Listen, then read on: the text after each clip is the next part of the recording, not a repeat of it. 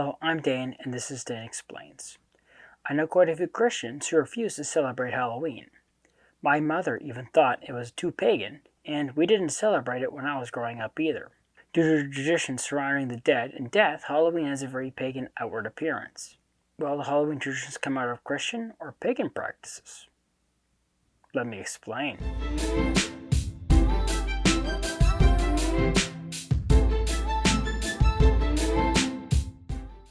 Like I mentioned in my intro, my family didn't celebrate Halloween when I was a kid, because my mother thought the holiday had pagan origins. We did, however, celebrate the next 2 days, which were the Catholic feast days of All Saints' Day, followed by All Souls' Day.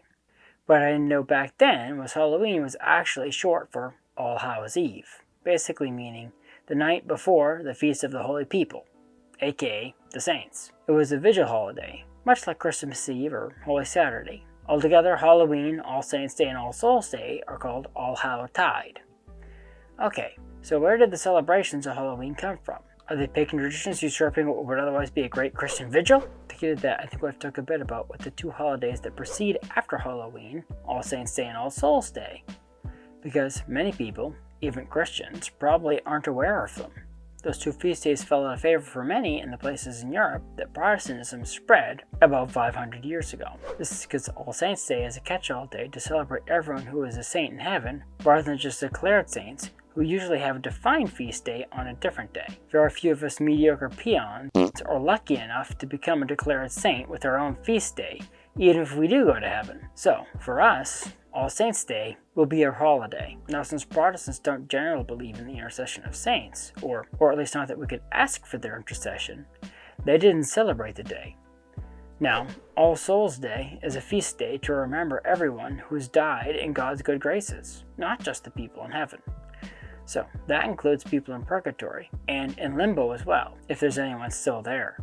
Of course, most Protestants don't believe in purgatory either, so All Souls' Day was out for them too. No All Saints' Day, no All Souls' Day means no reason to have All Hallows' Eve. So right off, any of the traditionally Protestant majority countries would look down on the celebration of Halloween. But did the traditions originate from pagan ones? Well, let's go back to the beginning. To the beginning of All Saints' Day and All Souls' Day. They're actually ancient feasts and weren't originally celebrated in the fall. All Saints' Day was originally instituted by Pope Boniface IV on May 13th in the year 609, on the occasion of the rededication of the Pantheon, which had been converted to a Catholic Church after Constantine legalized Christianity centuries before. Although at the time it was focused specifically on the martyrs, since even though it wasn't an official church feast day, the celebration actually goes all the way back to Constantine's time. It was originally to recognize martyrs because the Roman persecution had literally just ended.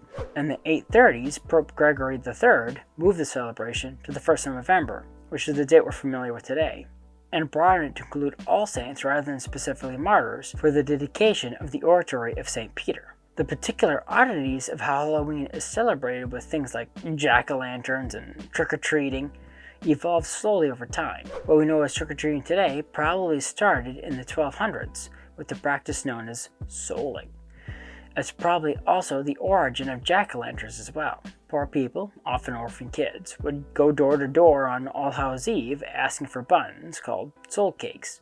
In exchange for the cakes, they would pray for the souls of their deceased relatives. While doing this, they would carry carved rutabagas. Yes, I said rutabagas. Each with a candle inside. The rutabaga lanterns were supposed to represent the souls of the departed. This evolved over time to people dressing up as the deceased as well.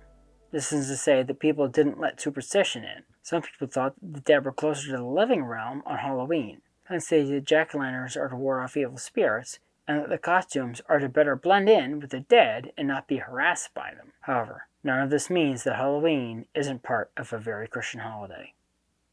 Thank you for watching. If you like this video, please press the like button, subscribe to my channel, and ding the bell to get notified when I post new videos. Also, please support me on Patreon, link in the description. The more people support me, the more time I can dedicate to making videos like this one. So, until next time, have a great week.